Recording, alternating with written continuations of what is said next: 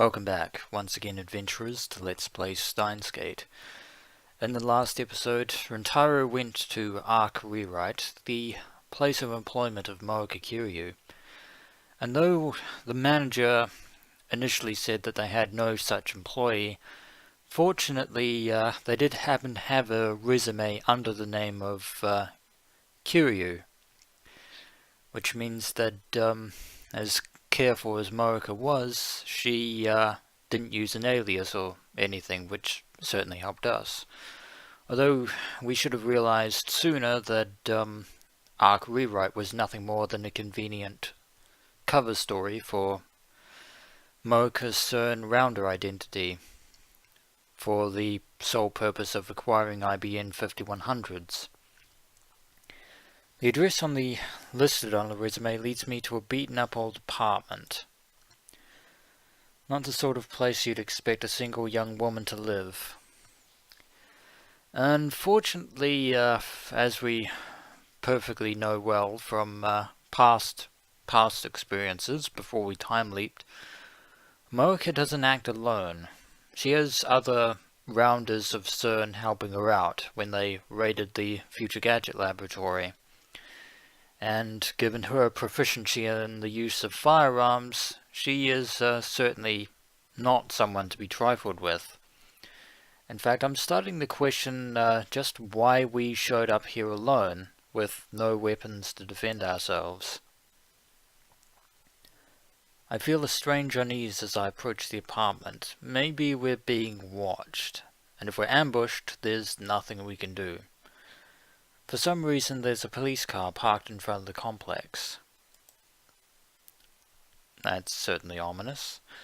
A uniformed officer is standing out front. Well, if this is a SERN safe house, which I'm pretty sure it must be, if Moeka is renting it out, having a uniformed police officer may in fact be a good thing. That is, unless the officer in question is on the payroll of SERN. In which case, we're basically up a creek. And one room on the second floor, room 202, Moeka's, has a blue sheet covering the door. So, we can't really get inside unless we cut the sheet down, and I don't think that officer is going to let us do that. What is going on here? This is certainly a strange setup. I walk up to the police officer, and actually come to think of it, there is no possibility whether or not Moeka is actually still here at all, but... すいません。あそこの部屋の人は引っ越したんですか? We'll just have to take the lead at face value for the moment. Huh? 違うよ。 So the occupant of this apartment hasn't moved, according to the police officer. So then, why is that blue sheet there, and why is the yellow keep out tape in front of the right there on the stairs? 君、関係者? Well, it's safe to say that we are, well, acquaintances of Moeka Kiryu. Unfortunately, the said acquaintance is rather complicated to talk about. 知り合いです。 But we're familiar with Moeka Kiryu. 何も聞いてないの? Haven't heard what? The police officer looks uncomfortable. There's that pall of doom again, that sense of dread and unease.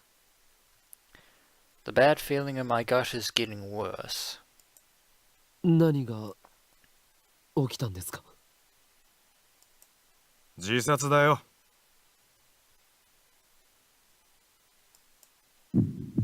Tell me I didn't hear that right. Suicide? But why? それはいつ? 昨日だ。そんな。 So someone committed suicide in the apartment 202. And if it was Moeka herself who committed suicide, that's Certainly a ご遺体は strange turn of 近くの events. 千代田第三病院に運ばれてるはずだから。身寄りが誰もいないみたいでね、困ってたんだ。会いに行ってやってくれないかな。Well, we should, even though it might blur our anonymity as far as SERN is concerned, we should probably confirm whether or not Moeka actually committed suicide. If it is her, then that truly paints a very strange picture. But if it's not her, if it's someone else, then Moeka may have used that as a cover. I bow my thanks and leave. She's dead? Moeka's dead? What's going on? It doesn't make any sense. Moeka, who killed Mayuri in cold blood, committed suicide? Well, she did seem relatively unstable, to be honest, in the last few encounters we had before the SERN raid. Also, speaking of which, that hasn't technically happened, because we've been time leaping and reversing world line changes through demails and so on and so forth. But that Moeka's suicide actually puts forth the following thought. If Moeka is dead by her own hand, then that essentially means that the SERN rounders will no longer be the ones responsible for Mayuri's death. Unfortunately, we cannot pat ourselves on the back about that, because for two reasons. First of all, Mayuri is still going to die unless we get to the Beta World Line ASAP. And two, if Moeka is dead, then we can't access her phone, and it would be suspicious if we actually tried to. Or is this part of SERN's conspiracy? Could her own men have killed her, then made it look like a suicide? And with that supposition comes another. Remember the fact that Moeka was looking for the IBN 5100 in all the previous world lines. And I know that on the night of CERN's raid they were going to appropriate the time machine, the phone wave TBA, now the time leap machine. And yet for some reason they never really did, even after, well, I suppose they were too busy trying to apprehend Rintaro, Daru and Kurisu, but in all those times they kidnapped them, but they never actually took the time machine itself for some reason. Possibly an effect of chaos theory, but I digress. But going back to my original point, in this world line, Moeka did manage to get her hands on the IBN 5100. And if she committed suicide following that, then it stands to reason that CERN ultimately cut her loose. Essentially, Moeka has outlived her usefulness, as it were. Possibly through Moeka's handler, the enigmatic FB, whom Moeka seemed very close to, almost to the point of obsession. So basically, Moeka isn't entirely involved with CERN. She was just a pawn, a sleeper agent who was made to do a job and then cut loose the moment her usefulness came to an end. Today is the 16th. On Worldline Alpha 1, Moeka raided the lab on the 13th. 3 days have passed since then. Each time I change world lines, Mayuri's death gets pushed back one day. So does Moeka's raid. It hasn't happened yet on this world line. because Mayuri's death date is 7:30 p.m. So why did she die?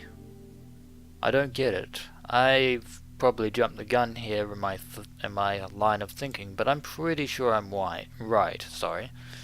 This is the first time this has happened. How should I deal with this?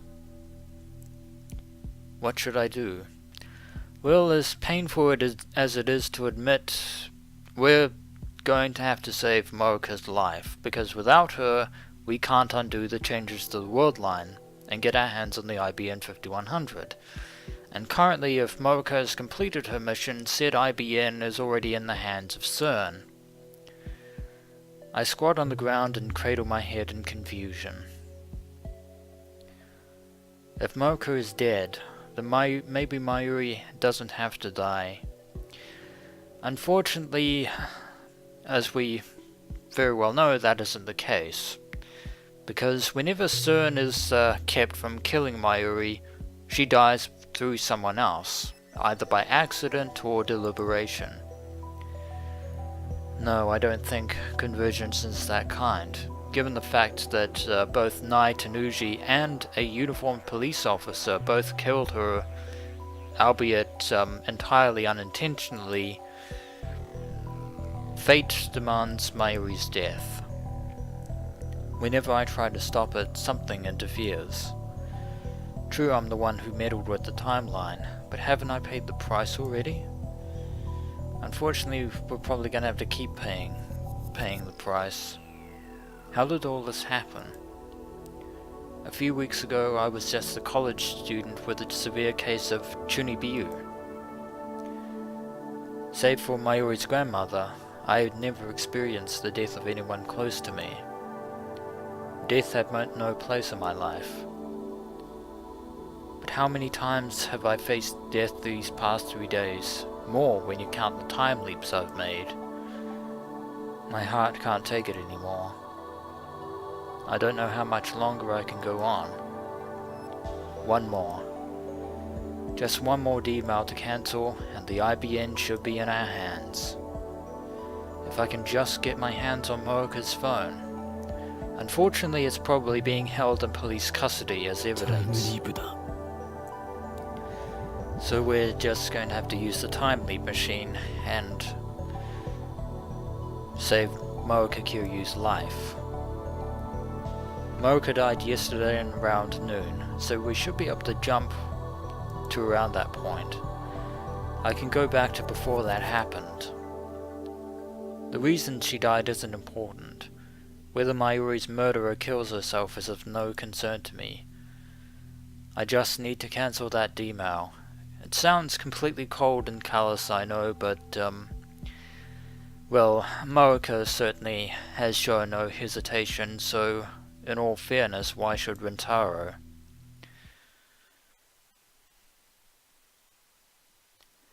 Upon returning to the lab, I casually look up at the second floor window, and what I see shocks me to my core. 放電現象。 It appears that someone has activated the time leap machine. Someone is using the time leap machine. But who? Mayuri and Daru should be at Komima. Not even Kurishu should be here. I asked her to escort Mayuri yesterday. Besides, she's against changing the past. So who? Did someone break into the lab and use the machine? The building shakes. The vibration reaches the street. Something tells me that Tanuji is going to take a pound of flesh from our hide. I can't let this happen again. The timeline mustn't be tampered with again. I need to stop it now. And up we go. I race up to the stairs to the lab.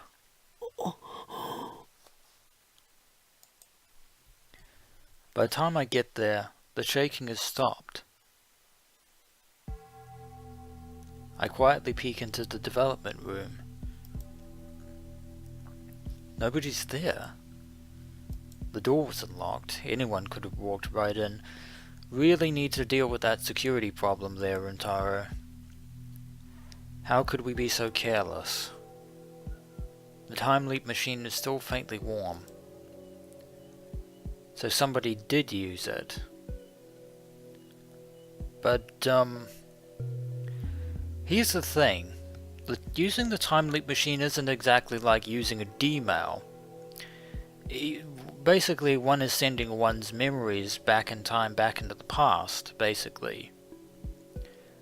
But taking into account the world line phenomena, the person who used the time leap machine should still technically be in the room, given the fact that you're not actually physically sending yourself back through time. And yet for some reason, someone has used the time leap machine. The day time leap? This is the first time someone else has used the time leap machine. And I doubt they'd actually change the past because reading Steiner hasn't activated and the world line hasn't shifted. Just to make sure I check the computer. As expected, the history's been erased. The same thing happens when we send D-mail. There's nothing I can do about this. It worries me, but I have to focus on Moeka. I set up the time leap machine. The maximum leap is 48 hours. To leap more than that, you need to leap 48 hours and then leap again. The 42-inch CRT is on downstairs, obvious since the electrical discharge happened.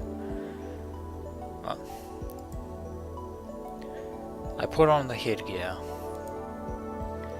Preparations are complete. Time to jump back to noon of yesterday. 3, 2, 1. Should I really leap now? I don't suppose we really have a choice.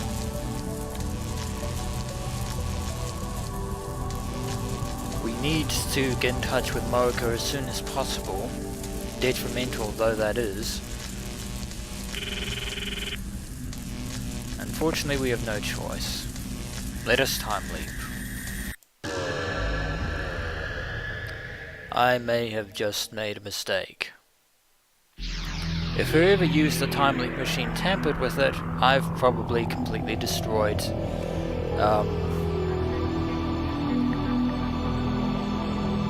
oh dear. Suddenly the empty room is full of familiar faces. And I've made a mistake. I may have made a mistake. Because if you notice, we didn't jump back to the 15th of, at noon. We jumped back 4 days. 5 days, in fact. Mayuri is sitting on the sofa, working on her costumes and rubbing her tired eyes. Daru is at his PC, muttering to himself. Kurisu is in the development room, tinkering with the PhoneWave TBA. Where is Moeka now? Should I try going to her apartment again? Honestly, I'm afraid to meet her face to face. I don't know what I might do, or what she might do. That woman killed Mayuri. Innocent Mayuri, sewing with all she's got. I've seen the blood drain from her face, or from her body. I've seen the light fade from her eyes. If I see Moeka, will I be able to contain my rage? It doesn't matter. I can't run away from this. In order to save Mayuri, I must meet with Moeka. Although we've jumped back much earlier than we anticipated.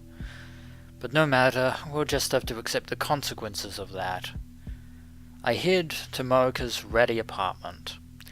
There's no sign of the police this time. as evidenced by the lack of the blue sheet and the keep out yellow crime scene tape. But I'm going to end the episode here, and when we return, adventurers, we shall storm Moeka's apartment and see whether or not she's inside. I know the light isn't on and it's dark in there. She may be out or she may be inside. But we'll just have to wait and see. As always, until next we meet, adventurers.